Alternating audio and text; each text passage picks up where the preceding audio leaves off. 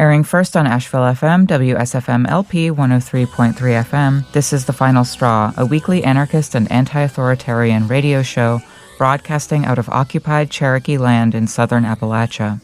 We bring you voices and perspectives from projects and struggles all around the world.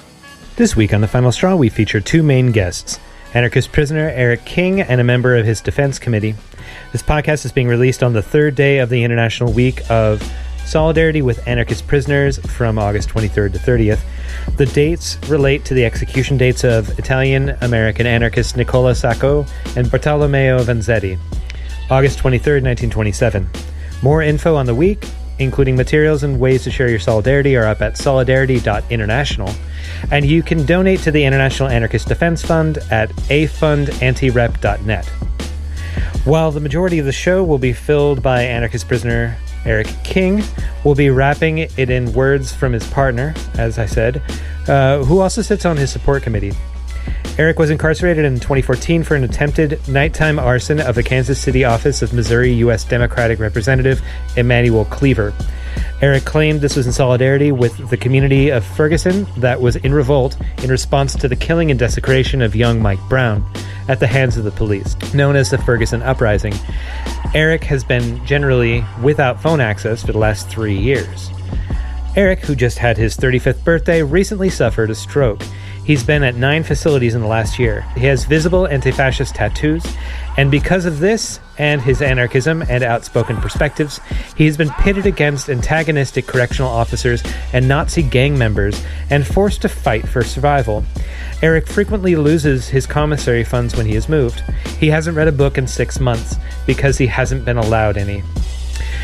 For the hour of a broadcast, Eric talks about his health, his political stance, dealing with Nazis on the inside, his views on the anti-fascist struggle on the outside, the loss of Tom Manning, and supporting political prisoners, counter-recruiting Nazis, and other topics. You can find his writings, art, and updates on his situation at supportericking.org. The video message that we referenced in the beginning that we're building off of can be found archived in video form in these show notes. The other main voice you'll hear is that of Eric's partner, who's a member of his support committee, as I mentioned. What you'll hear in the radio broadcast is only a tiny iceberg tip of the person's words, what we could fit into an hour. If you'd like to hear more of what they have to say, check out the podcast. We speak about changes in the Federal Bureau of Prison Systems, specific things that BOP prisoners and their families and supporters have to deal with, the culture of shortcomings and how people engage with family and loved ones of prisoners, increasing use of communication management units, also known as CMUs, and in particular the Administrative U.S. Penitentiary Thompson in Thompson, Illinois, which is being used to house as a housing facility where prisoners are awaiting CMU status decisions, basically sit meanwhile in CMU status while they wait. This marks a continued growth of the logic of incarceration in our civilization towards more isolation, new sweetheart prison building contracts, more control, more beds to fill, more punishment of what might be mental health distress and trauma responses among prisoners. The guest speaks about the potential impact on ICE detainees who are speculated to be put in this facility in the future. As Eric gets transferred from county facility to county facility of federal overflow, his commissary doesn't move with him. So his support committee is handling purchases of communication access, medical funds, monies for buying vegan foods and supplements, and other needs on his behalf. A new fundraiser will go up soon and can be found at his support site, supportericking.org. Please consider donating. Eric also just got moved before this broadcast. As he moves around and things change, info on his case can again be found at supportericking.org, and you can write him at the address that'll be posted there momentarily. The books that Eric mentions being excited to read, which if he goes to a facility where he can actually read books, you might consider trying to send him, are Solitary by Albert Woodfox, or Shaka K, of the Angola 3, and Mad Bomber Melville by Leslie James Pickering. These books can be ordered from their publishers. That info, again, in our show notes. Hi listeners, I'm Cypress, your newest host of The Final Straw. Next week, tune in to hear my very first interview. I'll be speaking with folks from the Black Jewel Miners Blockade in Harlan County, Kentucky. Black Jewel is the 6th largest coal operator in the United States, and on July 1st of this year, it declared bankruptcy. On July 29th, 5 miners set out to blockade a Black Jewel train carrying $1 million of coal in protest of being denied their last 3 weeks of wages and retirement funds. The blockade has since bloomed into an active campsite made up of miners, their families, and supporters. The camp is committed to blocking the train until Black Jewel pays the miners. To stay up to date with the camp, follow Black Jewel Miners Blockade on Instagram or @MinerBlockade on Twitter. Listen next week to hear from folks on the ground in Harlan County. Also, a quick update on long-term political prisoners and their situations. Delbert, Africa. The latest we've heard of the 2 remaining moved prisoners who are both apparently coming up for parole in September. Chuck, Africa, and Delbert, Africa. Delbert, Africa having had a major health crisis with organs starting to shut down just in the last couple of weeks. Well, MOVE organization supporters are requesting solidarity in pushing the PA board and the governor to release this aging prisoner, the oldest of the MOVE 9 prisoners, to help him integrate and heal on the in and outside world with his family and friends. 41 years is far too much to keep any human being, let alone someone so brave as Delbert, Africa. More info at onamove.org and various social media sites. You can find more about the plea for his healthful return to community in a recent episode of The Final Straw. Also, former Black Panther and political prisoner Russell Maroon Shoatz, who goes by Maroon, has stage 4 colorectal cancer, and his family and supporters are requesting funds to be raised to help to pay for his care. Maroon's Earth Day is August 23rd, 2019, 2 days after this broadcast. You can find out more at Russell Maroon Shoatz, that's Shoatz with a Z in this case, .wordpress.com, and searching for the update of August 22nd, 2019, which will be linked in our show notes. You can also donate to his care by clicking the Donate tab of his support site. The Final Straw is a proud member of the Channel Zero network of anarchist podcasts, and here's a jingle from another member of CZN.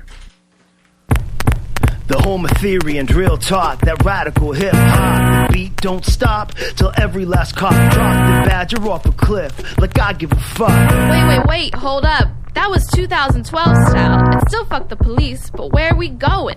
This ain't the motherfucking Chapo frat house. They call me a woke Joe Rogan, the way I bring them facts out. But I don't sit down and break bread with Nazis and break beats to break borders and destitute economies.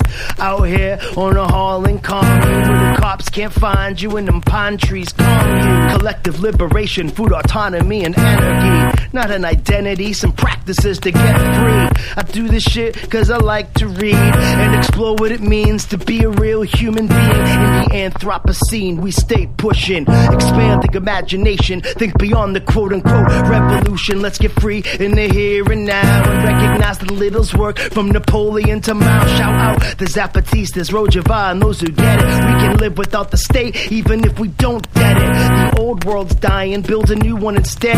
While I'm trying to kill that colonized white man living in my head. Moving beyond ideological disputes. Don't tell me what you hate, tell me what you're gonna do. No politician's gonna save you. Boy, don't talk to me about build the party, let's just show me what the weeds at. Think outside the box, there's a million ways to fight back. Learn about a few on the motherfucking Soulcast.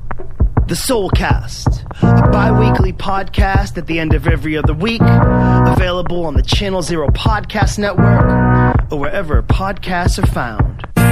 You can find a link in our show notes to the latest bad news, the monthly English language podcast from the A Radio Network, of which we're also a proud member. And now for some words from anarchist prisoner Sean Swain. What you say, what you say, what you say, what? We're caught like a bomb! Tom Manning, a revolutionary freedom fighter and gifted painter, died of a heart attack on July 30th at USP Hazleton in West Virginia. He had spent 34 years in captivity. He was born in Boston to a working-class family, went into the military in 1963, and was sent to Vietnam in 1965. On his return, he got locked up in prison for a 5-year stint where he was politicized. On his release, he got involved in prisoner advocacy. Allegedly, Tom joined the Sam Melville Jonathan Jackson unit in the 1970s and the United Freedom Front in the 1980s. Those groups engaged in the politics of the bullet and the bomb, targeting apartheid South Africa, the colonial domination of Puerto Rico, and U.S. interventions in Central and South America, particularly U.S. death squad support in El Salvador. Tom was underground for 10 years on the FBI's most wanted list and was captured in 1985. He was sentenced to federal prison for 58 years for a series of bombings and to 80 years in New Jersey for the life of a state trooper who was apparently too stupid to duck. Early on, Tom spent 12 years in lockdown, deemed a threat to security and orderly running of the prisons. He spent time at USP Marion, which is now a communications management unit, and also time at ADX in Colorado. He became a gifted and prolific painter. His portrait of Assata Shakur is iconic and was featured at a 2006 art exhibit of Tom's work at a university in Maine. A collection of his paintings is published as For Love and Liberty, available wherever good books are stolen.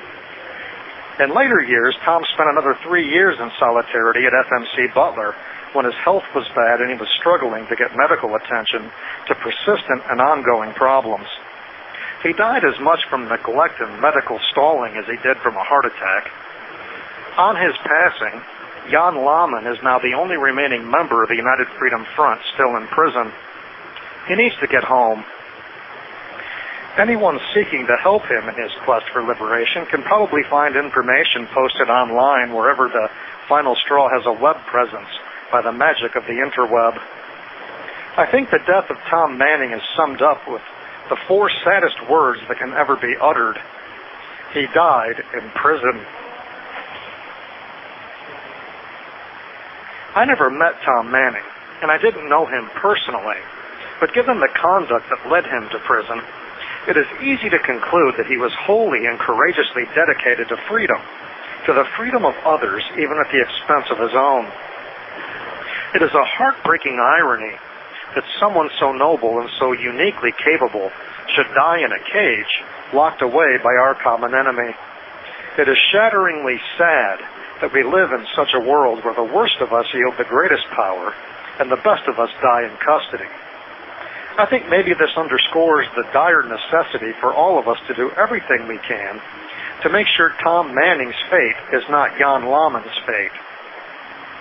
Maybe it's the eternal optimist in me, but on a personal and purely subjective level, I need to at least have part of a happy ending. And if not a happy ending, at least not a mournfully intolerable ending. I hope you feel the same way. It's impossible for me to wrap my mind around it, a world where we lose Tom Manning and we're powerless to liberate Jan Lahmann. I can't accept it, and I hope you can't either. It seems to me that the best way we can honor Tom Manning is to be as selflessly dedicated to others' freedom as he was. And if we can all be Tom Manning, and if we can all be him effectively, even if just for a day, our common enemy would not be able to hold Jan Lahmann for another moment, or anybody else. Let's not mourn him, let's be him. This is anarchist prisoner Sean Swain, in exile from Ohio at Buckingham Correctional in Dillwyn, Virginia. If you're listening, you are the resistance. You can write to Sean Swain at his latest address at Sean Swain, number 2015638, Buckingham Correctional, P.O. Box 430, Dillwyn, Virginia, 23936. You can find his past writings, recordings of his audio segments, and updates on his case at seanswain.org, or now follow him on Twitter at @SwainRocks. So I'm speaking with a partner of anarchist political prisoner Eric King, who is currently imprisoned by the Bureau of Prisons, the U.S. federal prison system. Would you care to introduce yourself further? Yeah, I am partners with Eric King and a member of his support committee. Are there any updates on Eric's condition in case that you want to point to? And by saying in closing up, I don't mean to limit the length, because you've pointed to a few things already in Eric's case, such as the transfer and the problems with the lieutenant. You've at least briefly pointed to them, but is there anything that you want to share with the audience so that they can be brushed up on and better support Eric from the outside?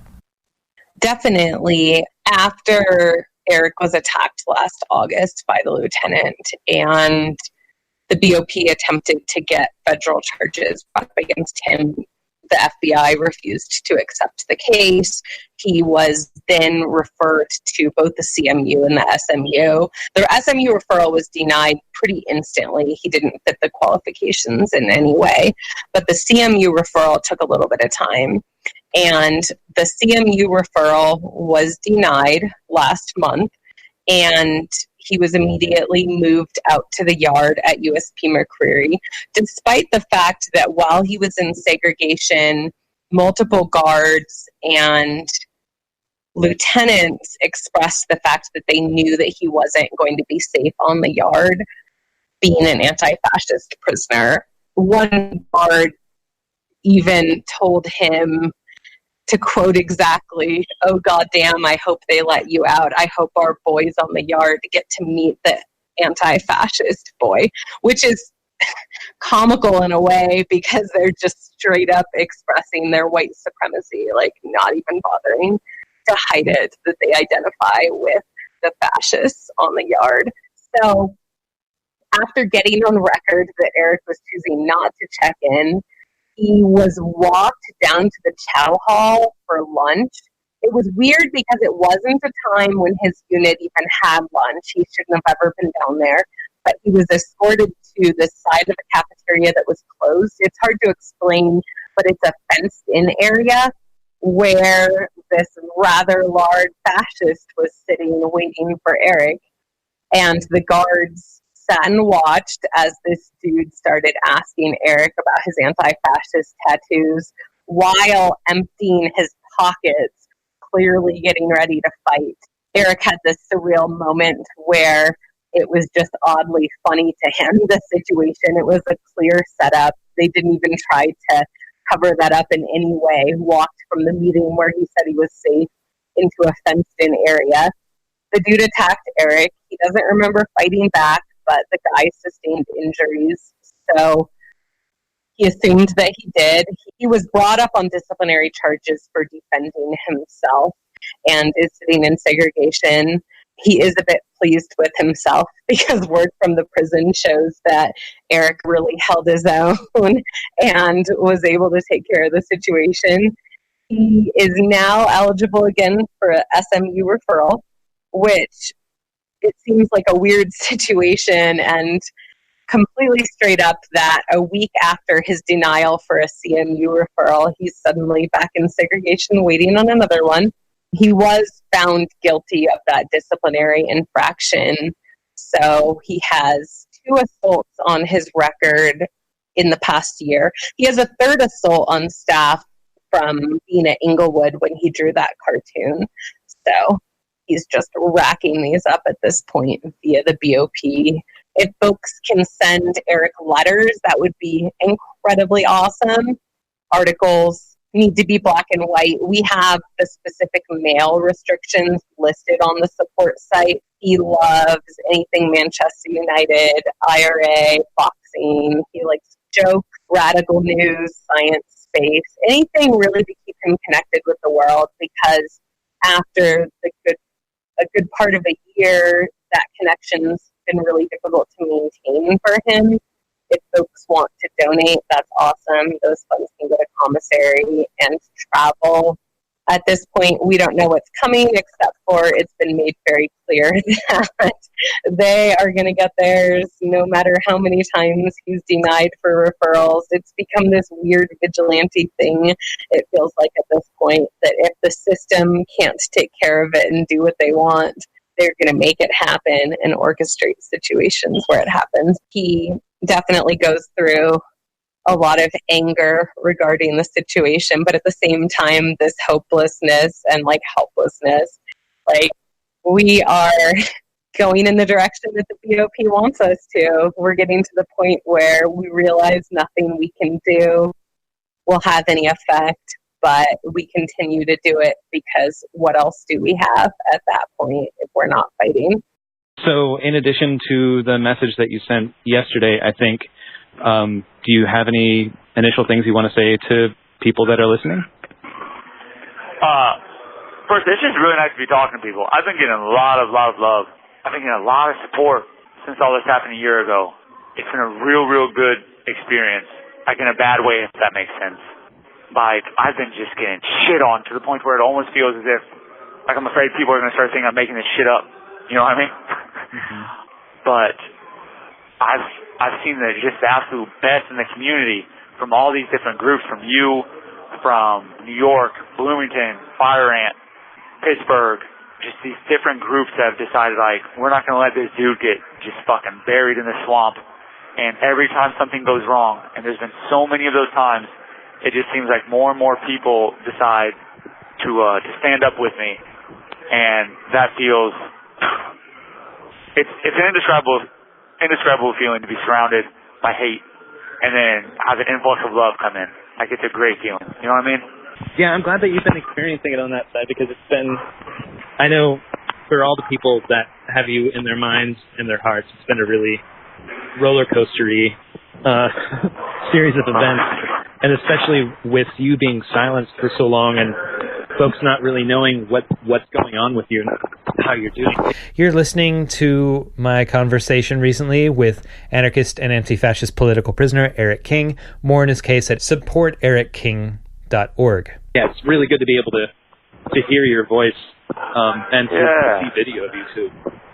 I've been so jealous of all these people getting to call in. Hearing all these calls confetti.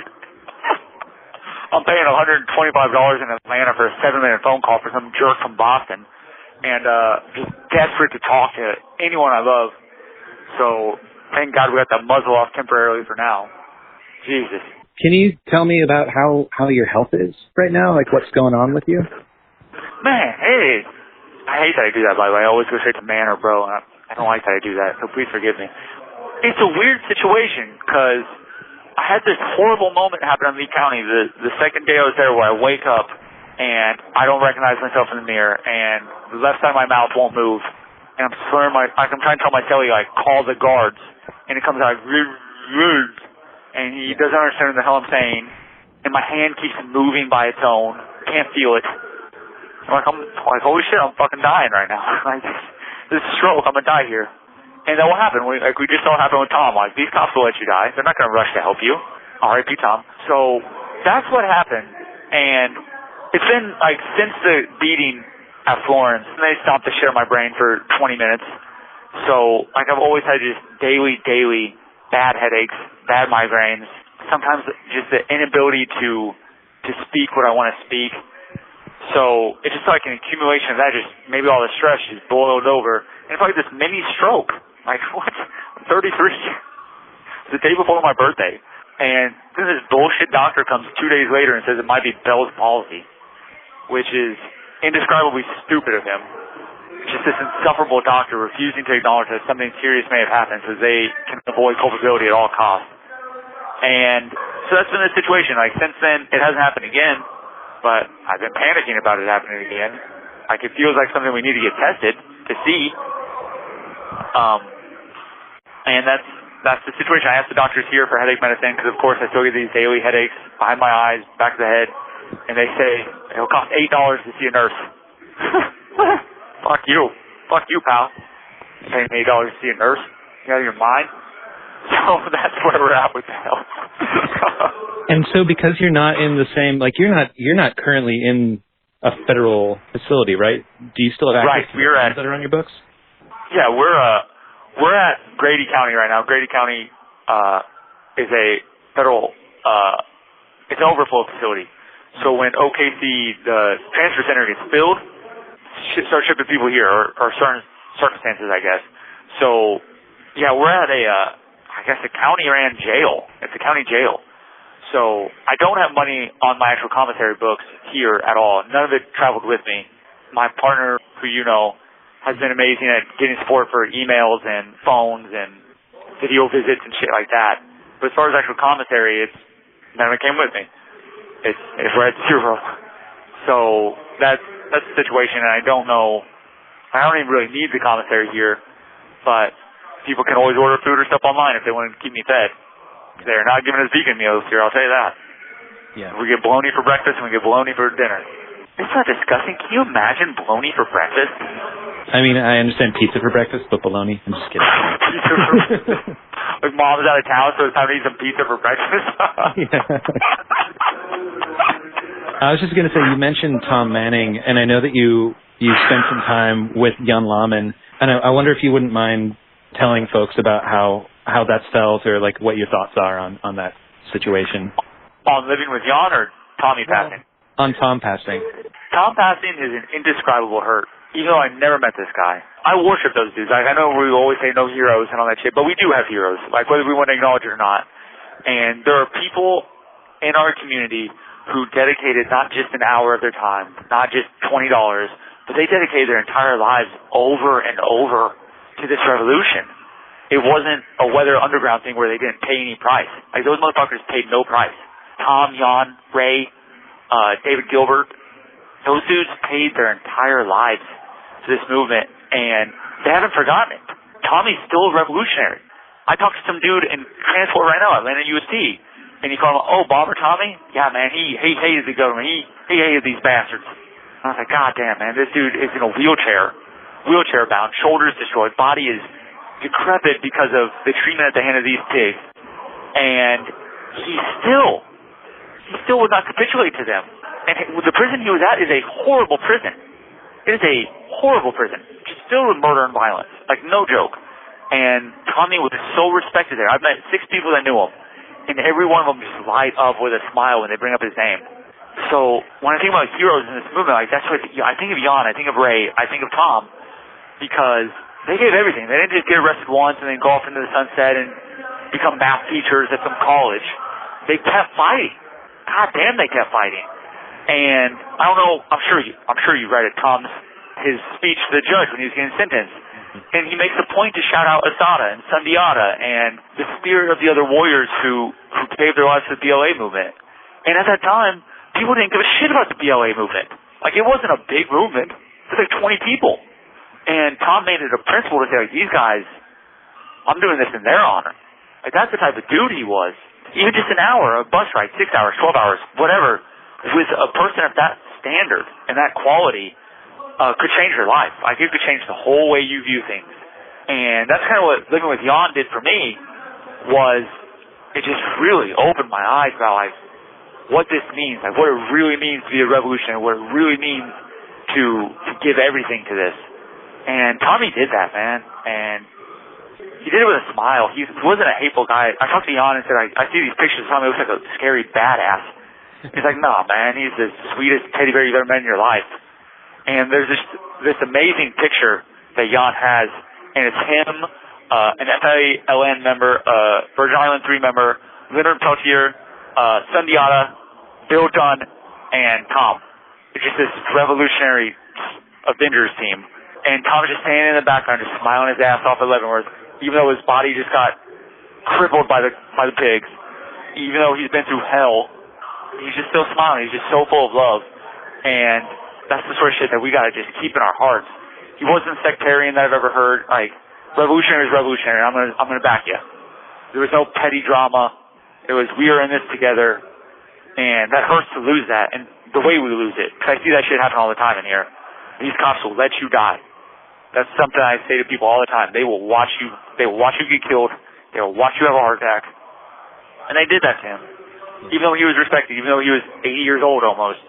We need to keep that spirit with us, I feel. And we need to remember his comrades, his allies, who are doing the same thing. We're the same type of people. Sundiata is the exact same way. Jan's the exact same way. They are living with a smile, still living this revolution every day. And we can all learn from that. Like, we can grow and turn Tom's life and legacy into a real triumph if we decide to. And I think we should. I hope that doesn't sound pretentious, like I'm preaching to people about. I don't think so. I think that's a beautiful sentiment, and the kind of thing that I think a lot of us on the outside don't really realize when we read about folks or we see pictures or, read people's badass statements at court, for instance.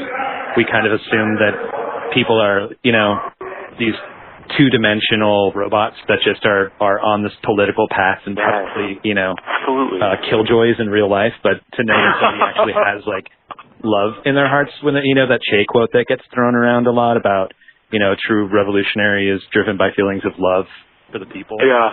To hear that that's actually something that people engage with, and especially when they put their own lives on the line to make a change against terrible systems, it's inspiring. Let me tell you just a little quick thing real quick. John did 3 different bids. So he did a New Hampshire state bid. He did 5 years in USP Atlanta for bombing like one of Nixon's things. And now he's got this bid. You bring up Marilyn Buck to this guy. Marilyn Buck's been dead for about 20-some years. And he gets this smile on his face. Like this just small smile. Just like, oh, Marilyn. Like, oh, dear, dear Marilyn. Like he's just remembering his best friend with just passion. And you talk about Tommy. It's like, oh, Tommy. What a great guy. He has nothing but love and just joy in his heart still.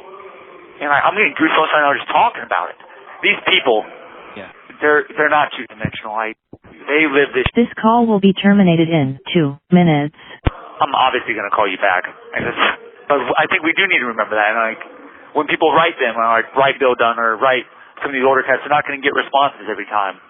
But they read them, and they're not going to get responses every time because they're too busy. They're too busy doing their bids, refusing to lay down in prison and become statues. They're so fucking busy living their lives, refusing to let the government chain them. Like they turn prison into a win. It's crazy. I've never seen anything like it. Inspiring. And I have the money to call you back like 2 more times if I need to, or 3 more times. I've never been on a podcast before. So this is the best day of my life. Well, I hear about the damn show all the time, and I'm never going to be on it. Awesome. Well, it's going to be on the radio too in like 9 different cities. So.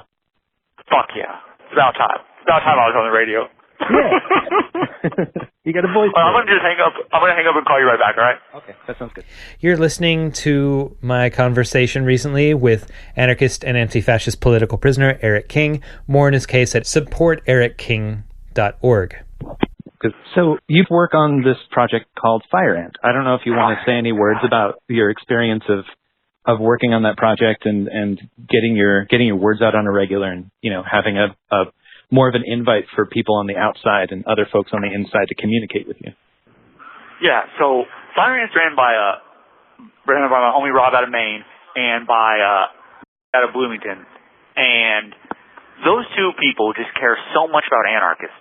Because, like in the grand scheme, and I don't want to sound like a jackass, but in the political support movement, like when it comes to supporting political prisoners, the anarchist cats don't really get the same level of attention or fundraising per se as like an animal rights activist or a J20 dude, which is fine. Well, we're not guaranteed nothing. We're not in this for extra stamps or for $10 on our books, but that does sometimes mean that like our voices don't get as heard. I feel like I've been an exception to that. My voice gets heard all the time because I never shut up. And we're glad for that.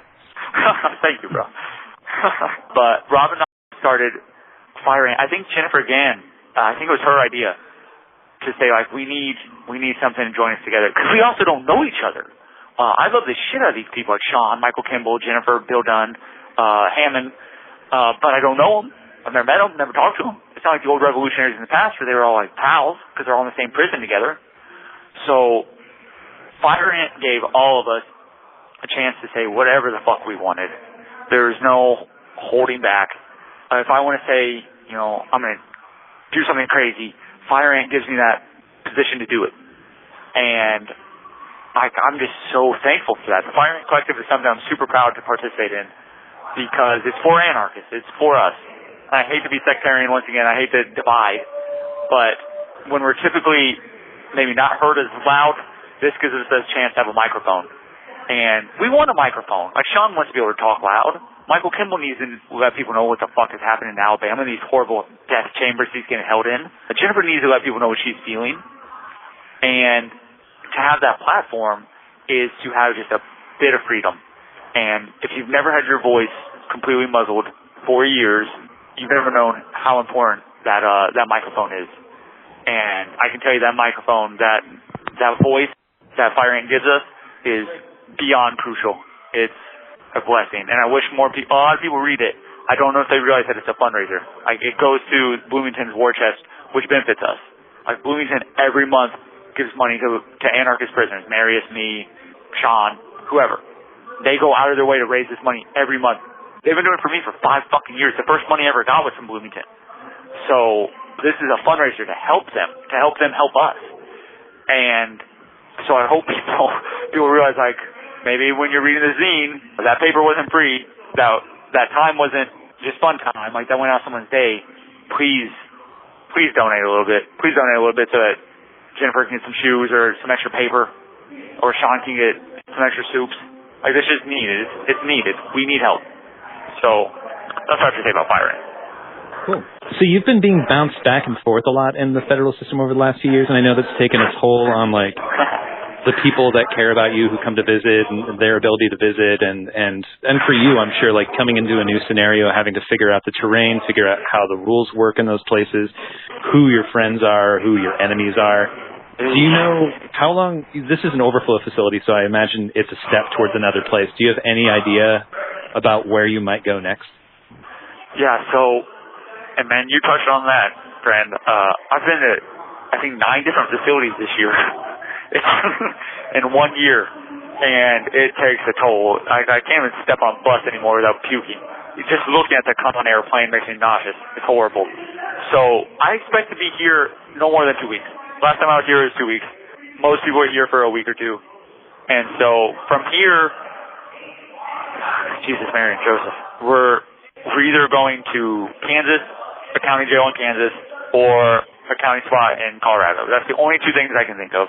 We're either facing charges in KC for minor anarchist state stuff, or we're facing charges in Colorado for defending myself against that lieutenant. And if that happens, that's a serious charge. That's assaulting a federal officer. And if they press that charge, we're looking at real, like, 5 to 15 extra years at the end of this sentence.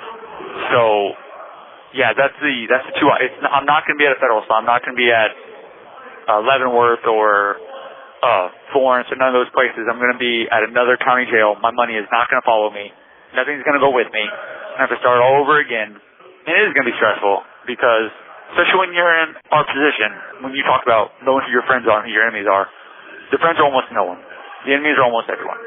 Like, by now, my celly's good, and I got another friend here, but all it would take is this door to open and some ABT, Aryan Brotherhood Texas, or UAB, Universal Aryan Brotherhood member to walk in here, look at my face, and it's on.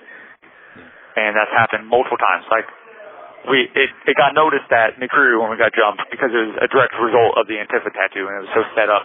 But I've been fighting these gang members my whole bit, friend, and it is exhausting having to start over and not knowing, never knowing.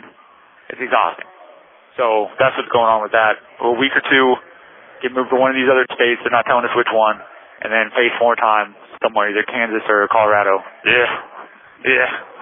And it seems like administrations are specific. It seems from the outside like administrations are specifically trying to pit you against these white supremacist gangs on the inside. And I don't know if that's like a personal vendetta around the charges around the lieutenant, or if that's about the like anti-fascist, like the current struggles going on the outside and on the inside. But does it seem like it's just like playing Mike Tyson's Punch-Out and you just keep getting to a new boss and they keep just throwing bosses at you, or what? Great reference. But yeah, hell yeah, it feels like that, because it is like that. And I'm not the only one. Like, if you're a disruptive blood member, they're going to do that to you also. And they're going to put you in there with people that will hurt you. They do this shit to disruptive people. And it's been happening my whole bit, but it's gotten worse since the lieutenant thing. And I don't know, because the lieutenant thing coincided with this, like, media's turn against anti-fascism. So I don't know if the two are related. But I got McCreary. They made a point to say, you absolutely cannot walk here. You will get killed here. We're going to CMU you. We're going to put you in with other terrorists. They call it terrorists. And that's where you're going to do your time. And so the regional people kicked that back. They no, you can't put him here. He doesn't qualify to be here. So then they come and tell me, oh, we're going to put you on the yard. And I look at these maggots. And I'm like, you guys just told me I was going to get killed. You just said that. And then they have me turn my head so they can see the Antifa tattoo going down the side of my face. And they just start laughing. I'm like, nah, you'll be all right. And you got to remember the past, 4 months, those dudes are coming by my cell almost every day telling me I'm going to get fucked up. Every day. Like, I hope you walk because we're going to get you fucked up. And then they go out of their way to put me in a box in a cage with someone who immediately says, oh, I'm going to fuck you up because your face tattoos. And so then after that, they immediately put me in the shoe cell with a member of the UAB. That's a Nazi thing. And this just happens. It happens in Atlanta. They did the same thing. They put me in there with an ex-skin. And this dude's got he's got multiple charges for cutting people. cutting people's faces off. And he's pulling knives on me, telling me, like, if you don't cover that up, I'm going to kill you. I'm like, well, I'm not going to cover it up. So we might have some problems. And then you get here, and it's the same thing. Everywhere you go, they go out of their way to do this.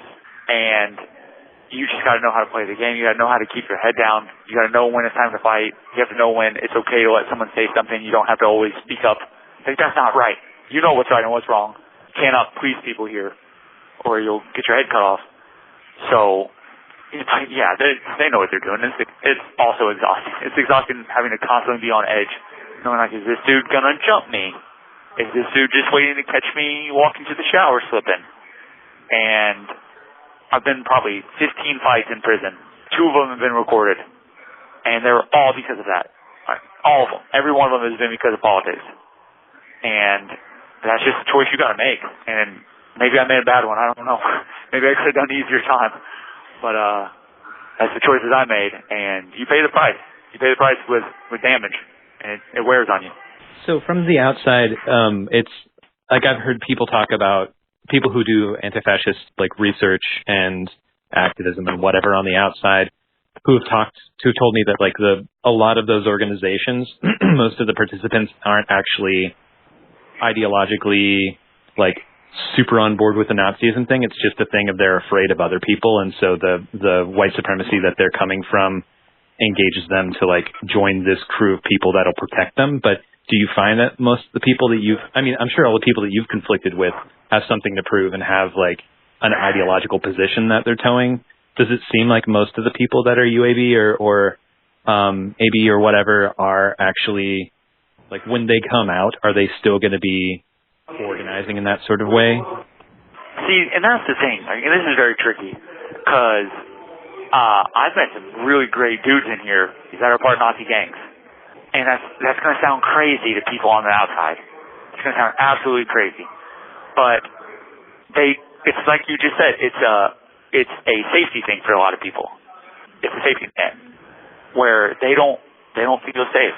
They don't feel. This call will be terminated in 2 minutes.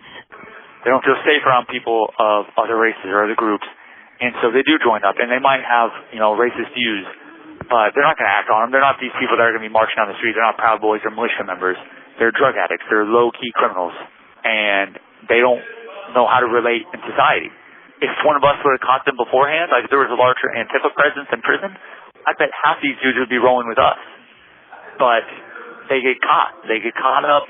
And someone gives them a hug. Someone puts an arm around their shoulder and lifts them up, gives them a bag of coffee, stops another race from robbing them or raping them. And so now all of a sudden they think they got a brother, they got a family. And when you have no one on the outside supporting you, all of a sudden you got bros on the inside holding you down, making you feel like you're important, you're going to cling to that. And you cling to it tough. But a lot of these dudes drop out also. They drop out because they realize like this. This call will be terminated in 1 minute. Because gang politics suck. And almost none of these dudes would be able to have a discussion about race politics. Like, none of them. They're idiots. They're children. But they're children with knives. Yeah. So you have to be delicate with how you play with them. Because if they feel like you're treating them like a child, they're going to respond like a child and throw a tantrum and cut your throat. But it's not, they're not Trump supporters per se. They're not people marching. They're just scared, lonely people that have no one. And someone got them before we did, and taught them that the enemy was other oppressed people, other poor people, and that's an issue. That's an issue. I'm gonna call you right back. Yeah. Bye. Can you talk a little bit about what your perception has been on the outside to the growing anti-fascist movement that's been happening on the outside? Like, how has that been talked about behind the walls, behind the razor wire? I mean, because you went in a time when there were definitely anti-racist organizers, and there were people that were participating in struggles against street-based fascism, but things have kind of exploded for some reason under the last few years. Boy, have they? Holy. I gotta be honest, from the inside, it's like, if you want the perspective of their convicts, it's been perceived horribly. They hate them. No one is impressed. They all buy the Fox News narrative that we're fucking cowards, fucking lames, violating First Amendment rights of good, hard-working Americans, and it's exhausting. I've said that like 20 times in this interview. but there's a lot of shit that's exhausting in prison. From my perspective, I fucking love it. When I see those people in the streets shutting shit down, making a real effort, putting their goddamn safety on the line to say, we're not going to tolerate this, it gives me a rush. Like, I feel like validated because they're doing the right thing. Sitting in your chair, just thinking about it isn't going to stop it. So it's good that way. But the guards hate it because all these guards are Nazis. Like, they're all militia members. They all belong to civil groups, at least online. I've been threatened by, every time something pops off, I get threatened by a guard. Or I get pulled into a cell to handle something. And so, yeah, I get, like, just sent me or just told me about a picture of, like, two people in a wheelchair ready to fuck shit up in Portland with their helmets on and everything. Like, God bless. That's what we need. Like, that's real. But people also aren't, like, celebrating the Proud Boys or anything because they don't know them. They know nothing about it. They just think it's anti-white people versus white people because that's the way the media portrays it, or the media they pay attention to. And so to them, it's just anti-whites versus whites. Good, hardworking, white-class people versus, black-loving, gay-loving hippies trying to kill the white man. That's how they perceive it. And it is batshit crazy, and there is nothing that can be said to change. I've tried having civil discussions with some of these dudes, and it is like talking to a trash can full of garbage, just sort of rotten cabbage. There is nothing that you can say that will change their minds, that we're not anti-white trying to steal America for the Mexicans. It's just their mentality about the anti-fascist movement is so backwards. And some of them, like, I was even trying appealing to the older ones, like, your fathers fought in World War II. Your grandparents fought Nazis. Like, what are you talking about? You say you love Europe, like European heritage groups. Like, you're from England or Ireland or whatever. Like, you got bombed by these people. They're not your friends. But that doesn't work either. And that's why fighting in the streets is sometimes the best option, because we're not going to talk our way out of this. We're not going to have a dialogue and come to a civil discourse. There's nothing civil to be discussed when it comes to human dignity and human autonomy and how we govern ourselves, or how we don't allow ourselves to be governed. There's nothing to talk about. If these people want to kick out blacks, or want to kick out Jewish people, or migrant immigrants, or want women in the kitchen, well, we're going to stop you from wanting that. I'm not going to talk you out of it. I want to hit you in the face with this. What's this thing called? Like the ball on the chain with the spikes on it? Yeah, like a Morningstar or mace or something like that. Yeah, or the fucking mace. Because your next step will be to actually put people in the kitchen or take people out of the country. And if I allow you to talk about it, then I'm going to probably allow you to do it. And if I allow you to do it, now I'm an active participant in a fascist country. And so, and you try to explain that to people on the inside, you're getting nowhere. You're done. You're wasting your time. So you talked about how, like, if only we had, well, I guess you were talking in a prison context, if only one of us or an anti-fascist or an anarchist had gotten to some of these people during their times of need before the Nazis did, that maybe we could have recruited them to our side. Maybe they could have been making better choices and not be a threat to us and, like, all the marginalized people in addition. How did you come to politics? Like, who had that conversation with you? Or was it punk, or was it something you read? It wasn't punk, and it wasn't Marx either. I know most of us come from, like, a communist background and just slowly float over. I came from a poor family, friend, and you just see what's happening.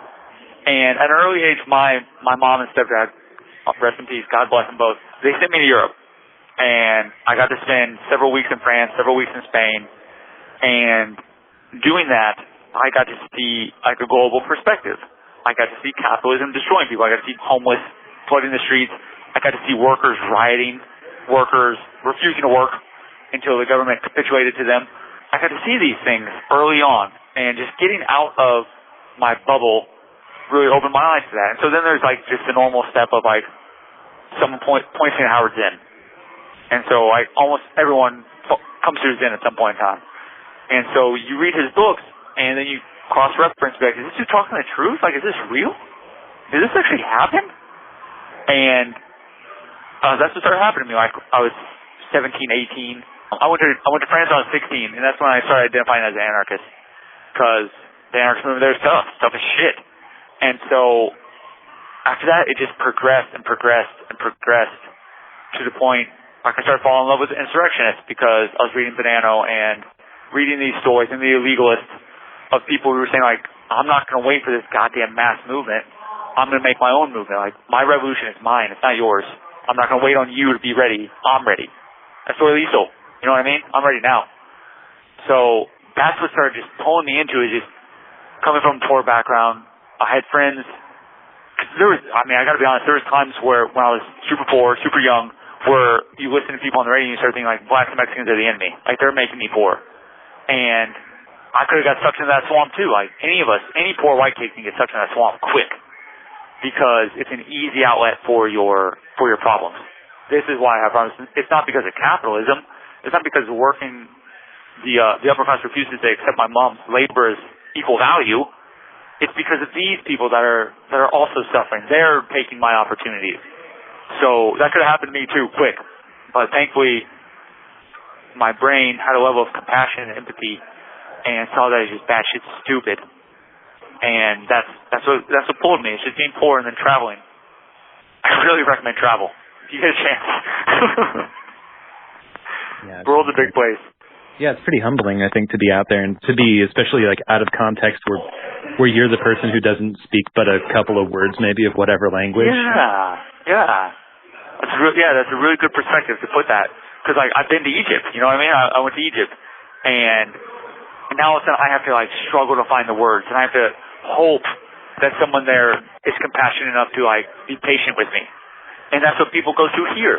Like that's what our migrants go through a lot of times. And so when you're put in that same perspective or that same shoes as what people here are going through, now all of a sudden it changes. It opens your eyes. And if it doesn't, you're a jackass. If traveling doesn't open your eyes, you're probably a piece of shit. Are you reading any good books right now? Am I reading any good books right now? Are you kidding me? I haven't read a book in 4 months. Am I reading any books? I dream about books. You just keep getting shipped around, or they won't let them in, or what? Yeah, like Lee County, you can't get books in. McCreary, you can't get books in.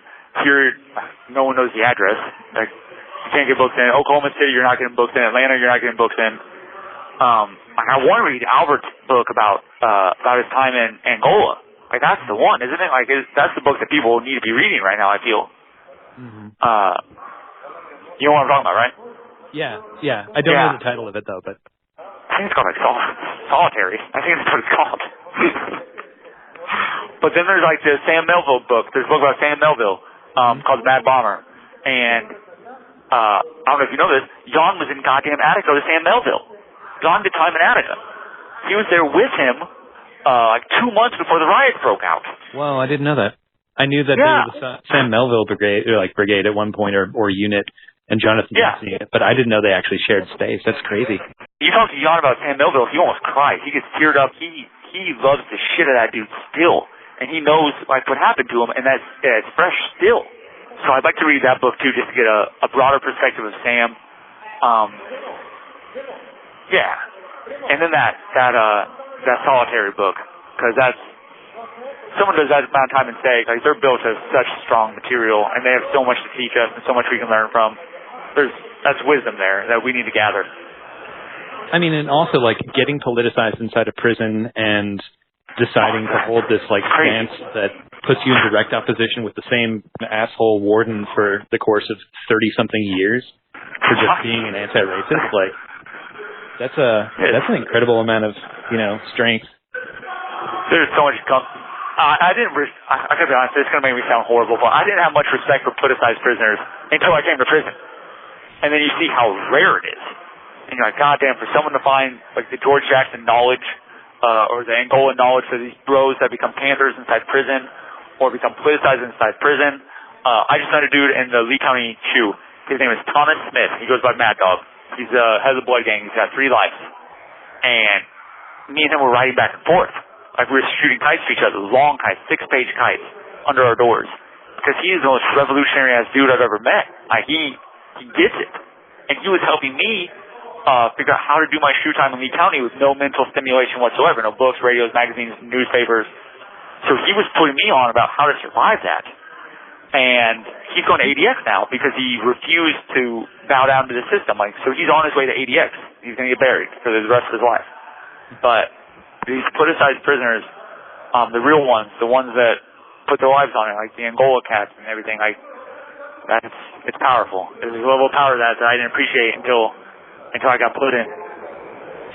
Yeah, and that kind of, like, they're actively decarcerating. They're actively, like, liberating minds of people that are inside. Decarcerating. Hopefully, that's really, man, that was really well put. I never even thought of it that way. Yeah.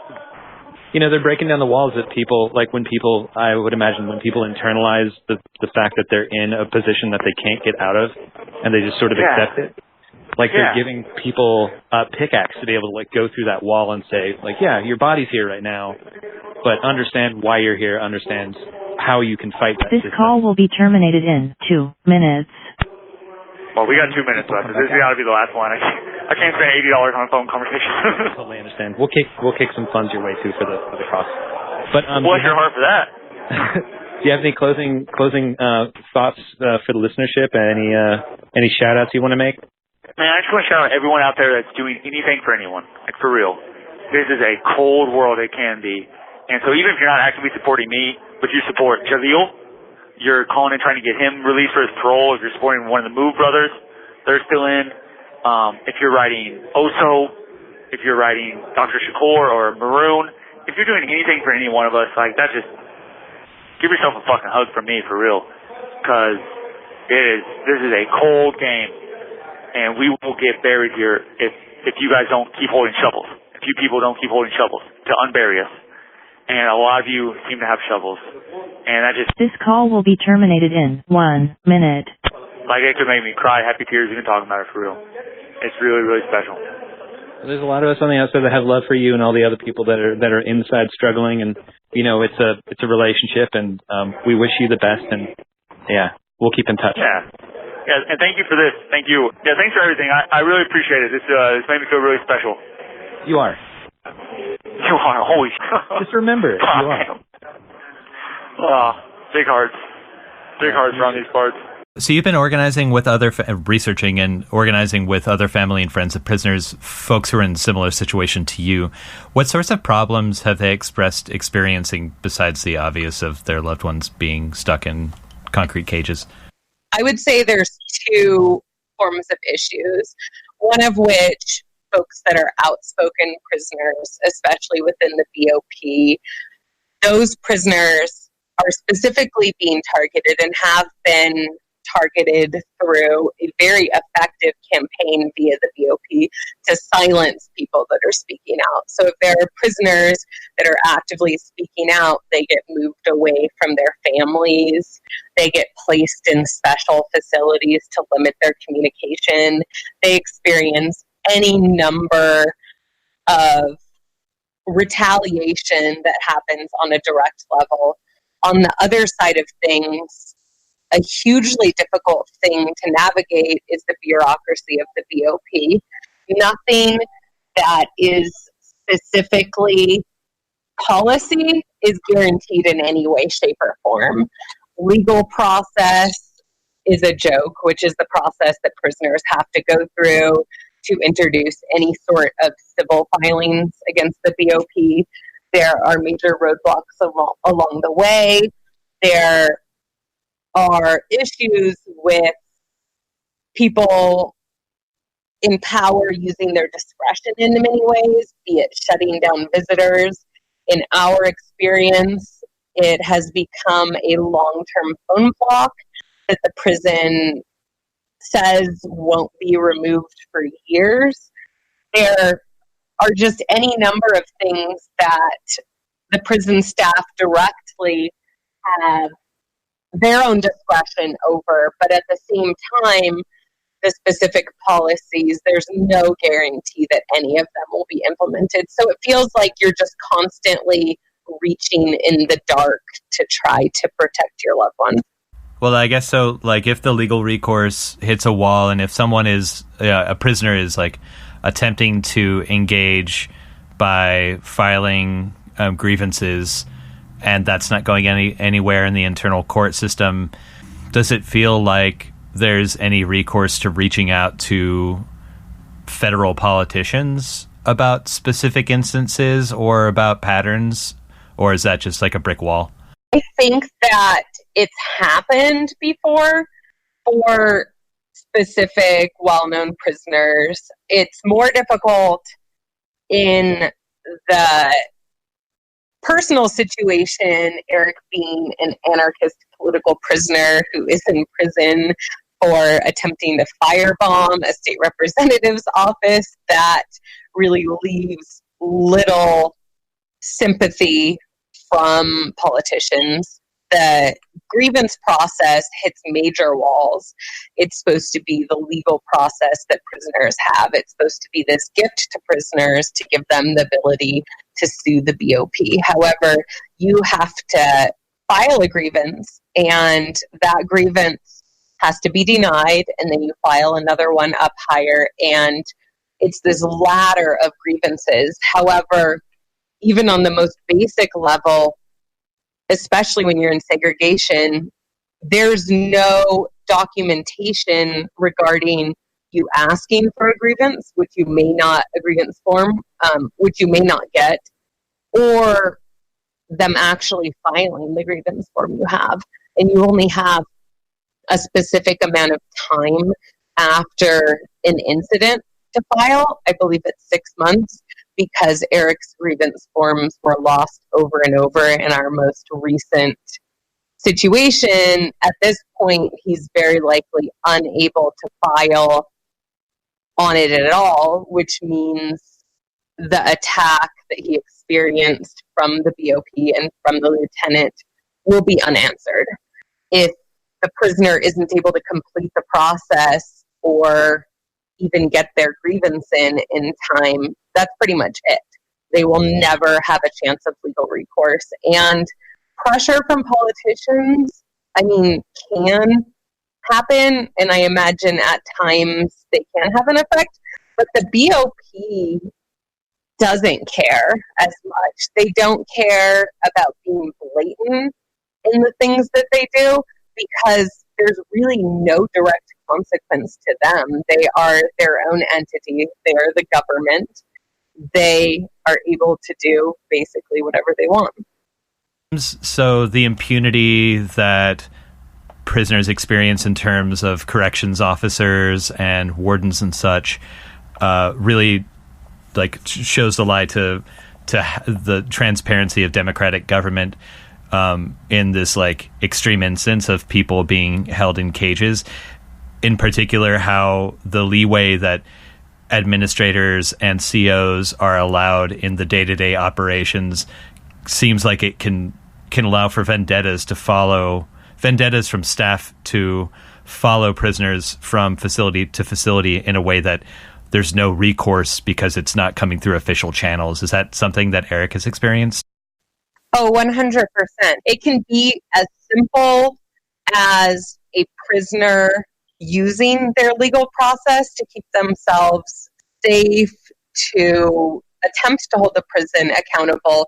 That goes with you even. The next prison knows that you are labeled as a troublemaker in that fact. But specifically, we've learned that if you've experienced anything that's been labeled as a staff assault, as Eric has, it goes from prison to prison. When he was in Leavenworth, he got it from the guards. When he was in Oklahoma, he got it from the guards.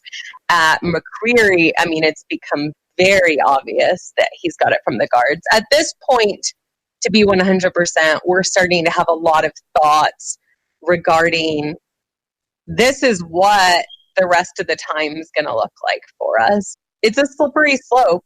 And at this point, they've been very clear to us that they are going to get their pound of flesh no matter where he is. It's been a slippery slope because it's followed him in a way that he, in his time in the BOP, has gone from low security to high security prison. So he's been through medium, he's been up to high, and this is where he's going to sit. So it follows you in a way where the guards can do whatever they want to you, but it also follows you in a way where you can be placed in increasingly dangerous situations and increasingly dangerous prisons. And that's a weight that hangs over a prisoner's head. Whether they are political prisoners or not, that's a constant risk. And it influences whether or not someone chooses to file grievances, whether or not someone chooses to fight. Eric was explained recently by another political prisoner that they're always going to win, and that's an important thing to remember. So the majority of people who are imprisoned in the U.S. are not imprisoned in the federal system. So this is an experience that you're expressing that doesn't, like, besides the fact that this is a prisoner who was outspoken going into prison against, like, a lot of these institutions, which has made him a target. How do you feel people with loved ones inside are affected differently in the federal prison than by state prisons or jails? Like, I reckon the length of sentence and possibly, like, the higher possibility of long-distance transfers, those are the things that come to mind first to me. I would say the first experience that we faced federally has to do with pretrial. It has to do with going to trial. The fact is, an overwhelming majority of federal prisoners take plea deals. The reason this happens is when you are brought up on a federal case, they know they're going to win it. They know that this is pretty open and shut for them. So more than 90% of those convictions are a result of taking a plea bargain. You're up against the U.S. government. Most of the time, you're not going to win unless there is some crazy technicality but they don't usually take those cases. So first of all, there's that.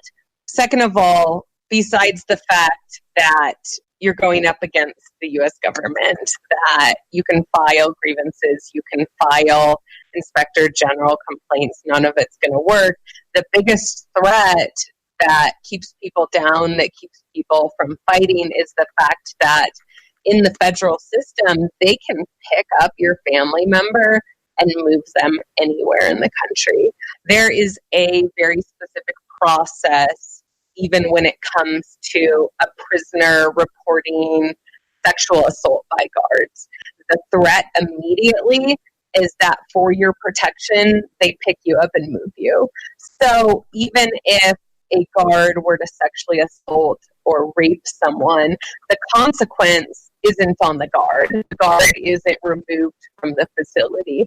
The immediate threat via the BOP for reporting these sort of things is being taken from your family.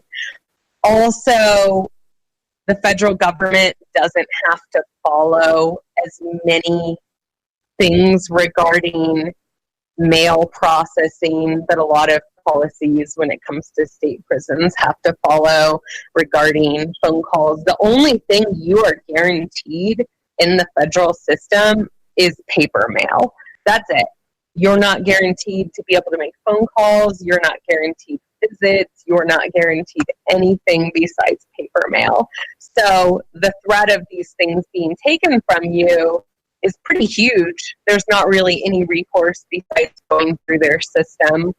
So that would be a pretty unique threat that federal prisoners have to face. But I think the biggest thing, the biggest storm cloud looming over the families of federal prisoners would be their ability to pick you up whenever they want and move you for whatever reason. You're listening to my conversation with the partner of Eric King, anarchist and anti-fascist political prisoner, who's also on the support committee. More on Eric's case at supportericking.org. When I talked to Paulette DeToy, who's a long-term supporter of multiple political prisoners, but primarily Leonard Peltier, she was talking about the push to try to get Leonard transferred up to the North Midwest because it'd be like within a short distance of family. And that's supposedly the intention, like a part of the federal system is to actually keep people within a distance in order to hold communities together and to not put undue pressure on families to have to do long distance travel, which, I mean, from what you've said and also what from Paulette said, seems to be obviously not a thing they're actually keeping in mind. Is there any recourse to try to get people shipped back to, like, within a distance of their family, or is that just more resources that, like, you file a thing, you pay for a lawyer, and then they end up just transferring the person again? They can transfer for any specific reason. So recently, the First Steps Act was passed, and this was a part of the First Step Act. Supposedly, they aren't supposed to be able to, unless they see it as a specific security risk, transfer or hold you in a prison more than 500 miles. But the thing is, that's been BOP policy for the most part for so long. It's not enforceable in any way, because all the BOP has to do is state the reason they need to do this. And you can go through a ton of work. In the BOP, there is a facility in Grand Prairie, Texas, that is the facility that affects every single prisoner's life. It is where they decide whether or not you are able to move. They approve every single transfer going through the federal system. And yeah, you can go through the work, you can write them, you can try to petition in any way. To be honest, I don't think getting a lawyer or fighting that in any way will have any effect.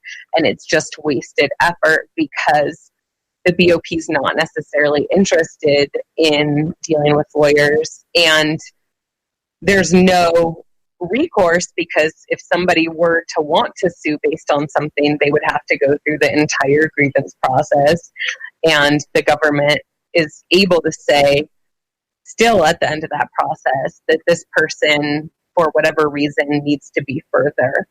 Something that pops up in my head as far as what you asked about something being unique to federal prisoners, and federal prisoners that speak out specifically, is the BOP has a couple of facilities that are used to be held over prisoners' heads, that in addition to being moved further than your family, if they decide that you are the next step up, you can be put in one of these units. And the one specifically used for political prisoners is the communication management unit.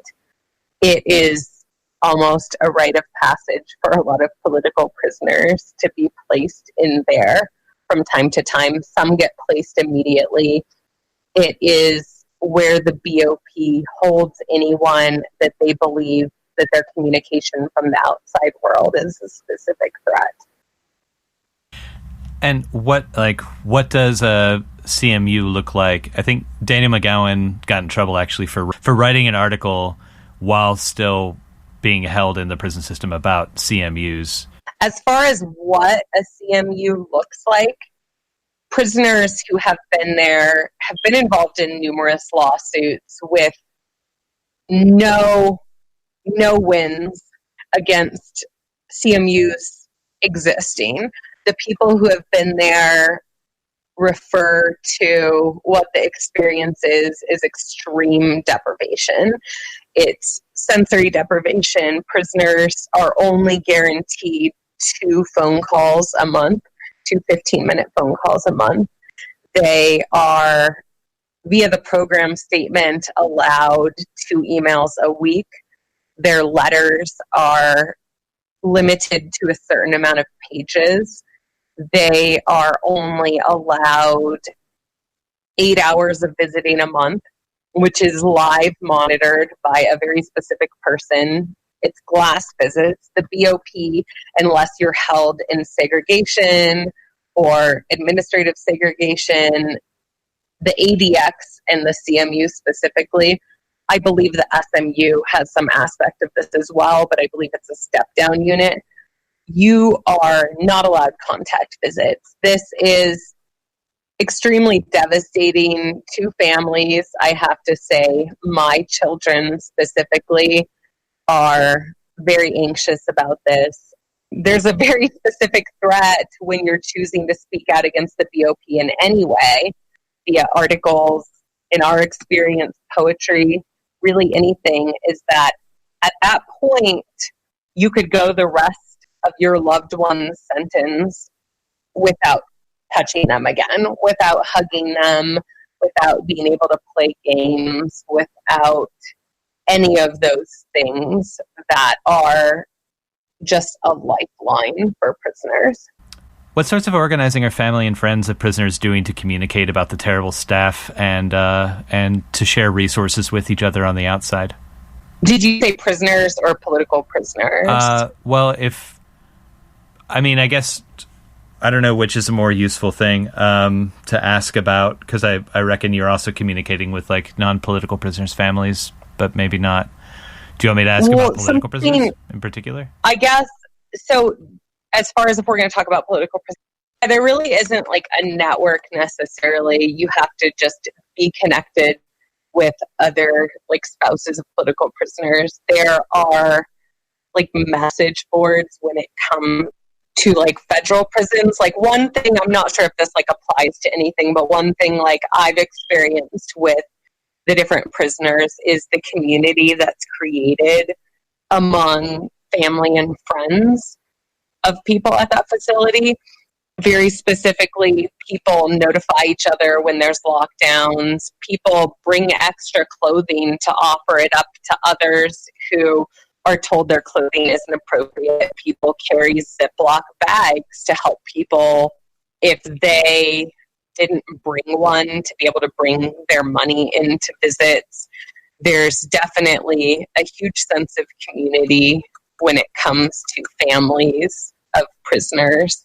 Just even so much as learning what's happening within the BOP, what sort of trends, what to watch out for our loved ones. The BOP right now is altering their communication policies, and it's not available for us to read about online. So all of us are kind of flying blind and learning from others' rejections, postcards, any ink that's not blue or black.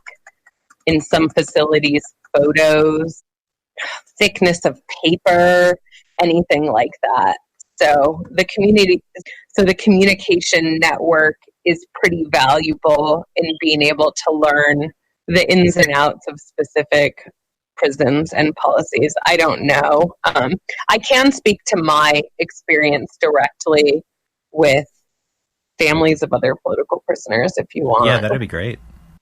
Personally, through the process of pretrial and incarceration, I do have to say that connection with other loved ones of political prisoners has really been oxygen. It's been sustaining. I don't know how I would get through this without that. And it really becomes a path in a certain way, because in my experience, I've been supported by a lot of people and learned from a lot of people. And sometimes when you are walking through hell, it's so difficult to explain to people who haven't experienced it what it means and how difficult the situation is. And so talking to somebody who has been through that just is so much easier. And in my experience, I went into it being supported by a lot of people. And through time, I've been able to connect with a lot of people and pass that support on. I've made really lifelong close friends with many people who have been through the same thing. You're listening to my conversation with the partner of Eric King, anarchist and anti-fascist political prisoner, who's also on the support committee. More on Eric's case at supportericking.org. So when talking about prisons, I know that I personally don't talk very much about the people who are on the outside, holding it down, trying to stay connected, paying the money and watching the clock. Mostly I talk to or about people on the inside or political supporters on the outside, people who necessarily like build personal relationships as humans do with the people they're in communication with and care about. But what should listeners take away about the personal and community impacts on those left outside who are still doing support? What do we forget to think about, or what should we work on? One thing that is a very minor thing, but it's been difficult in being able to communicate with other people in exactly what this is like. One thing that I've learned in the BOP is you don't ever get to have one sort of feeling about anything. Phone calls with our loved ones, visits with our loved ones, anyone who is on the outside, those things are beautiful and everybody sees them happening, and you must be so happy. When we got emails back, everybody came to me telling me, well, when we got emails back for a week, everybody came to me telling me, I must be so happy. How was everything? It must be great. But there's no one feeling when it comes to these things. Getting something like that, being in a visit, it's beautiful. But at the same time, in addition to that happy feeling, there's this despair that taints everything. It can be anywhere from sadness, anxiety, trauma, saying goodbye to that person, especially if they're further away and you don't know when you're going to get to see them again.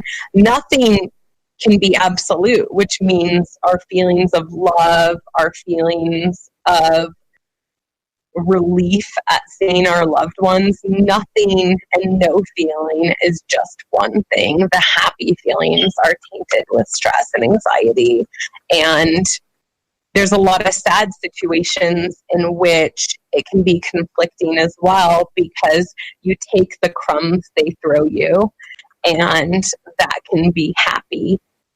Another aspect that is constantly on our minds is staying in this alert state.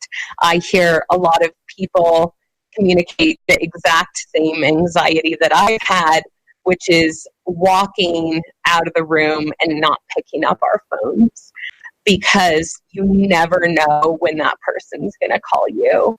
And if you get a phone call that you don't recognize from a number that's not the normal unknown that comes from the BOP, you don't know if that phone call is coming from a new facility that the prisoner went to. If you don't know until the next day if your loved one has been moved. If a facility locks down, which happens after fights, which happens after altercations anyway, the facility can be locked down for weeks, and you will never know if that's your loved one that is hurt. When things went down in Florence, we would have never known because the facility locked down if it weren't for one prisoner in a different family getting an email letting us know what went down. So there's no way to advocate for your loved ones in these situations. You don't know. You don't know unless you happen to check the locator where your loved one is. And that's a huge thing that's constantly looming over your head. There's that state of fight or flight that happens all the time, that you feel like if you let your guard down at any time, then something could happen and that you're not prepared for it. That's been a huge theme in the last few years for us. We have to treat every visit and every hug and every kiss like it could be our last. I'm sure my friends and family sometimes think I'm over dramatic about that, but then it became our last for almost a year now. So that was pretty real. So not only do we have to worry about keeping our loved ones safe, there's just this emotional roller coaster, new BOP policies, new prison things that are changing. You have so much to keep track of all day long. And it can be rough. It's this feeling of absolute helplessness, knowing that your loved one could be hurt at any time, knowing that they could do anything to the person that you love, and protecting them on the prison level is a lot of work, but there is the main role I feel like I've taken in this time, and my main responsibility has been working against this vast entity to make sure that they aren't stealing parts of the person that I love. So it's supporting them on a mental health level, making sure those emails come in, the books come in, helping them process whatever experience they are going through. And it can be huge. Prison creates a lot of trauma and PTSD, and that's where it becomes a slippery slope. You hear about people going into prison and maybe getting into an altercation and ending up at a higher security prison, getting time added. It can be a really slippery slope, and as that trauma accumulates, it becomes so much easier for those things to happen.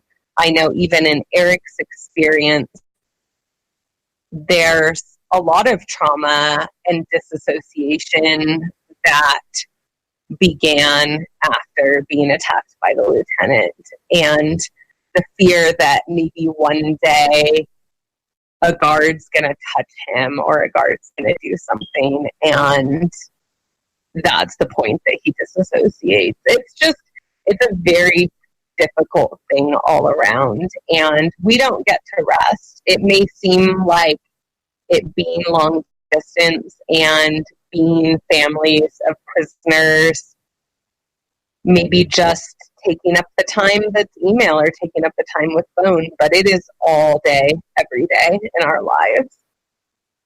So I introduced you as a supporter of and partner of Eric King. We decided this at the outset of the conversation to identify you in that way rather than to name you for reasons. But you're an organizer, you're a human, you're a parent, you're a partner, you're so many things that don't fit into that one description that I put on you. Are there any words about this and about your agency that you want to express that might help folks nuance their relationships with folks who support people who are on the inside like yourself? I would say that in our community and what I've observed with other people, and it's really difficult because when I'm doing this sort of interview, my experience and my narrative as a partner of Eric's is pretty invaluable in having the conversation. So being labeled as such does explain a lot. But there is a certain aspect of dismissal I've seen with long-term political prisoners, partners, with people who aren't even on support committees, but that do massive amounts of work.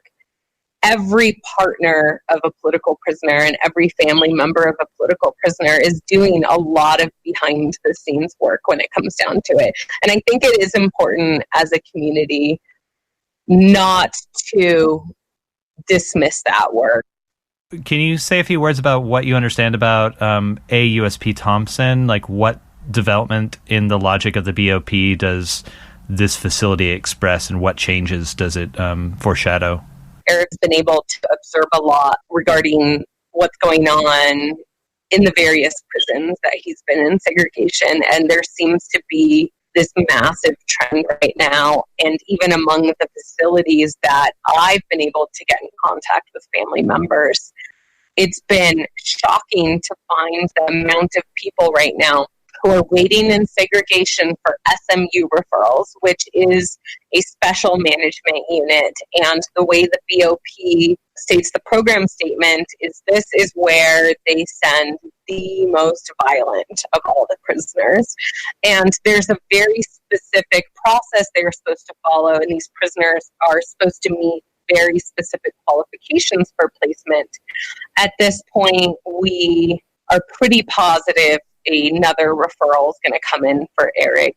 He has seen people waiting in the facility that he's in alone on disciplinary charges that don't meet the qualifications. So with the BOP, because the BOP opened a brand spanking new facility for SMU prisoners to be held in, right now the BOP is throwing this large section of prisoners into this metaphorical sifter right now, people who may not have even been actively involved in any sort of disciplinary charges, people who won't meet the qualifications, all of these people into the process of an SMU referral. In segregation in the facilities that I've talked to, there's an average of 40 to 90 men right now waiting, and there's a consequence whether the prisoner gets placed in the SMU or not. Yeah, it's shitty to get placed in the SMU. It's horrible. But at the same time, even the people who aren't going to be placed in the SMU, the average wait time in segregation, which you need to be in segregation waiting for this hearing for placement, is 10 months. That's 10 months of restricted phone calls, of one phone call a month. That's 10 months of email loss.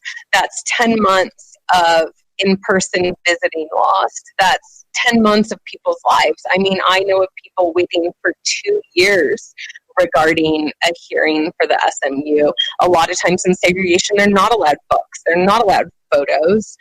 Some prisons, many prisons actually, children aren't allowed to visit prisoners in segregation. They have very specific rules as far as that. So that's 10 months of potentially not being able to see their children. It's just a huge problematic situation because the BOP's own program statement has very specific qualifications. However, the BOP is obviously attempting a massive housekeeping situation where they are trying to fill this new prison that they spent a lot of money on. The people who suffer the consequences are the prisoners and the families of the prisoners, whether they make it to the SMU or not. And so with the waiting period of in the opening of this facility, it's also going to be larger than the one that it's replacing, right? And just to say, Administrative U.S. Penitentiary is what AUSP stands for. Yes, which means you are all by yourself.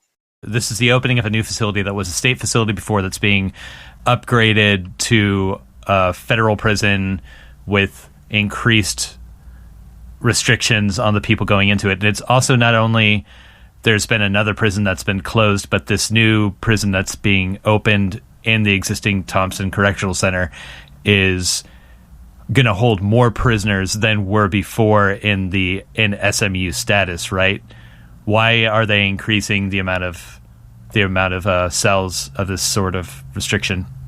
So I can answer that in a second. I don't know if they get a higher amount of money per prisoner in these special units. That's something that pops into my mind.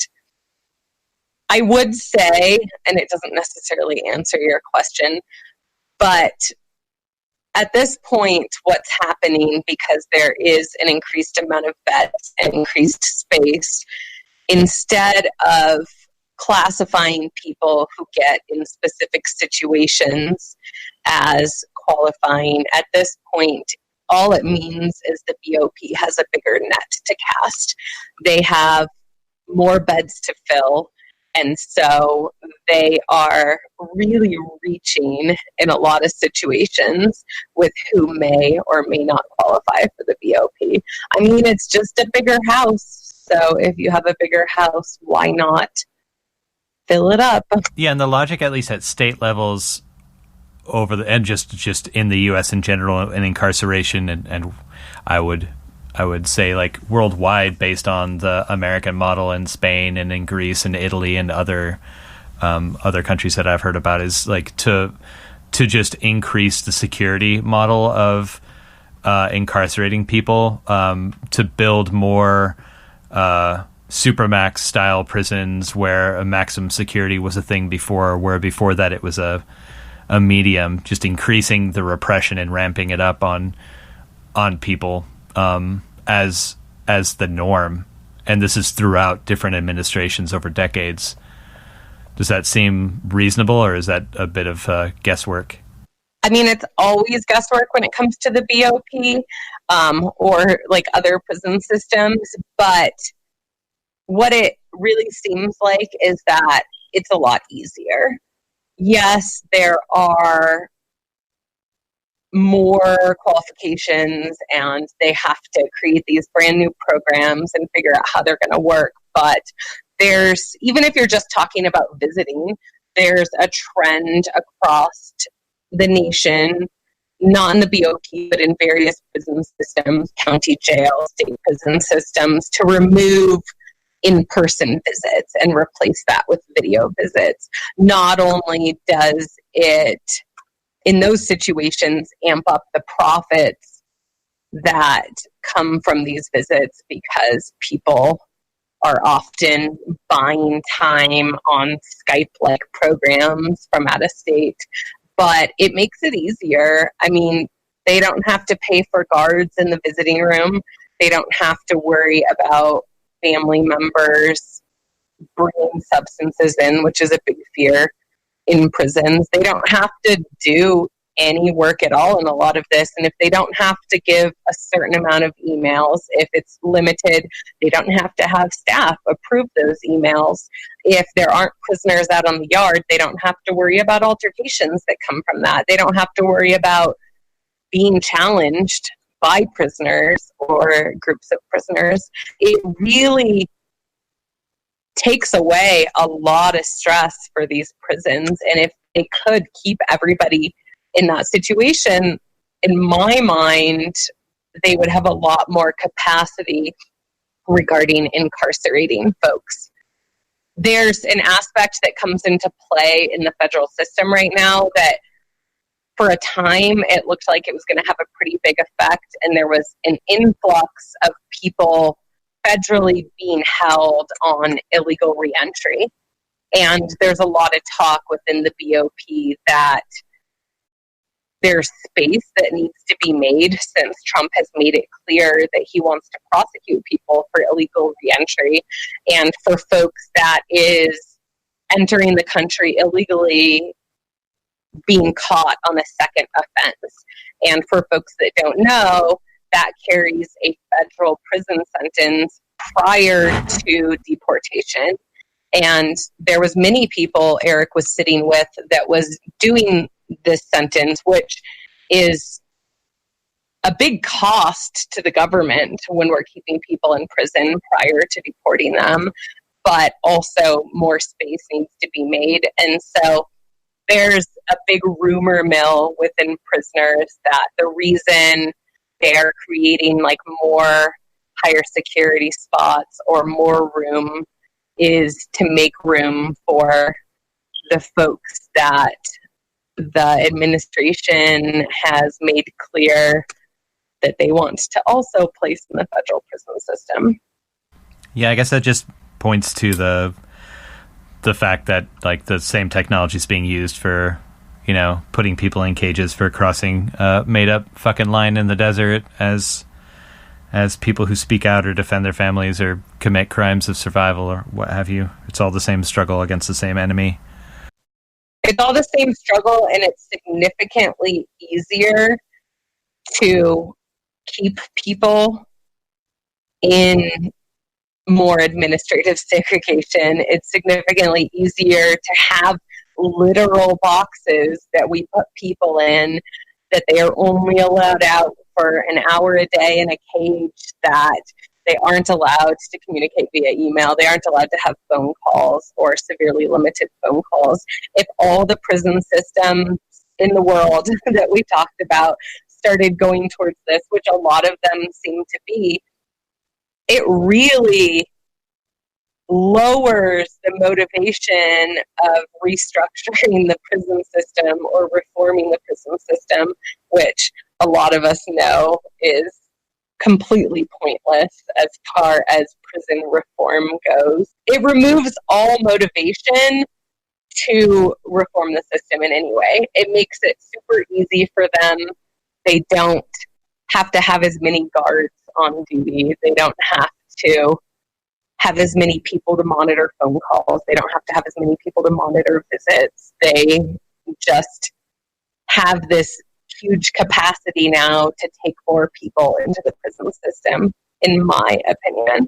So I guess closing up, you're listening to my conversation with the partner of Eric King anarchist and anti-fascist political prisoner, who's also on the support committee. More on Eric's case at supportericking.org. Are there any updates on Eric's condition in case that you want to point to? And by saying in closing up, I don't mean to limit the length, because you've pointed to a few things already in Eric's case, such as the transfer and the problems with the lieutenant. You've at least briefly pointed to them, but is there anything that you want to share with the audience so that they can be brushed up on and better support Eric from the outside? Definitely. After Eric was attacked last August by the lieutenant and the BOP attempted to get federal charges brought up against him, the FBI refused to accept the case. He was then referred to both the CMU and the SMU. The SMU referral was denied pretty instantly. He didn't fit the qualifications in any way. But the CMU referral took a little bit of time. And the CMU referral was denied last month.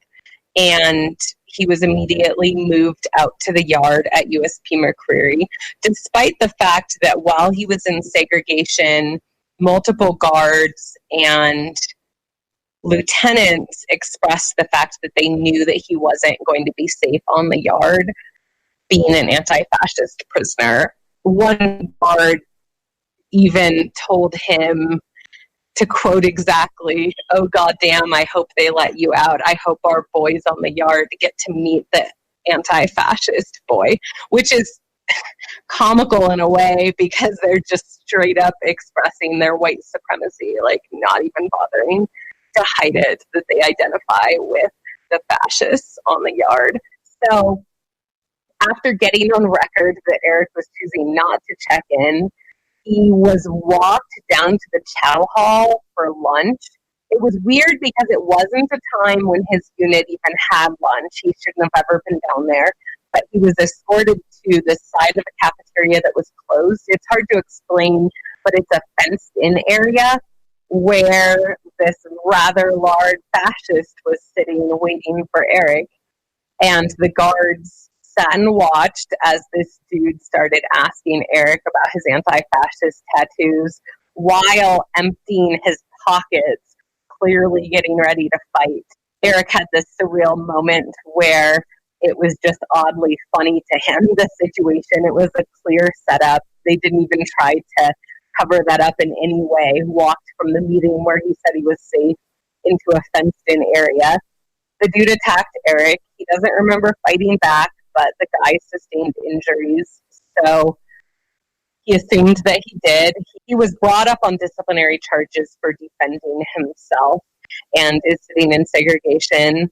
He is a bit pleased with himself because word from the prison shows that Eric really held his own and was able to take care of the situation. He is now eligible again for a SMU referral, which it seems like a weird situation and completely straight up that a week after his denial for a CMU referral, he's suddenly back in segregation waiting on another one. He was found guilty of that disciplinary infraction, so he has 2 assaults on his record in the past year. He has a 3rd assault on staff from being at Inglewood when he drew that cartoon. So he's just racking these up at this point via the BOP. If folks can send Eric letters, that would be incredibly awesome. Articles need to be black and white. We have the specific mail restrictions listed on the support site. He loves anything Manchester United, IRA, boxing. He likes jokes, radical news, science, space, anything really to keep him connected with the world, because after a good part of a year, that connection's been really difficult to maintain for him. If folks want to donate, that's awesome. Those funds can go to commissary and travel. At this point, we don't know what's coming, except for it's been made very clear that they are going to get theirs no matter how many times he's denied for referrals. It's become this weird vigilante thing, it feels like at this point, that if the system can't take care of it and do what they want, they're going to make it happen and orchestrate situations where it happens. He definitely goes through a lot of anger regarding the situation, but at the same time, this hopelessness and like helplessness, like we are going in the direction that the BOP wants us to. We're getting to the point where we realize nothing we can do will have any effect, but we continue to do it because what else do we have at that point if we're not fighting? Well, much love, respect, and solidarity to you and to Eric for both struggling through this. But yeah, I understand the what else can we do thing. But yeah. There's not much. I mean, that's where they want you. They want you at a point where you feel helpless and like it just kicks that fight out of you. But thankfully, our community and our friends are a great reminder that whether we are going to win or not, it's worth it to keep fighting. Well, thanks a lot for taking the time to have this chat, and I'll make sure to point listeners to Eric's support site afterwards. I wish you health and much love. Awesome. Thank you for helping us get word out and giving voice to a lot of those folks that don't have it. You too. Thanks for giving voice. This is The Final Straw, and I'm William Goodenough. The show will later be archived at thefinalstrawradio.noblogs.org, and you can email us with questions or suggestions at thefinalstrawradio@riseup.net or thefinalstrawradio@protonmail.com. If you'd like to use any episode for your project or radio show, feel free to do so. Just send us an email to let us know. If you care to, you can send us letters at The Final Straw, P.O. Box 6004, Asheville, North Carolina, 28816. This show is brought to you by Firestorm Books and Coffee. Located at 610 Haywood Road, Firestorm Books and Coffee is a worker-owned cooperative in Asheville specializing in offbeat, underground, and independent literature. You can find a sample of Firestorm's catalog of books and zines, plus a full calendar of events at their website, firestorm.coop.